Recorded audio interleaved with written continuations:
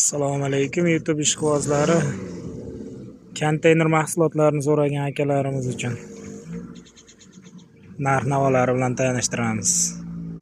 Konteyner mahsulotlaridan yon listlarimiz kvadrati 110 ming so'mdan bo'lyapti. Orqa listlari narxi bir donasi uchun 690 ming so'm. Chanasimiz bor, chanasi 540 ming so'm. 3/1 listlarimiz qalinligi 4 mm bo'ladi. Razmeri 3 metrga 1 metr. Narxi 730 ming so'm, 720 ming so'm atrofida chiqadi. 3/1 list tagidan chiqadigan qovurg'a 1 metrlik deyiladi. 1 metrligimizni bir donasi 25 ming so'm. 50 santiliklari bor. 50 santimetrlik lagalarimizni bir donasi 15 ming so'm.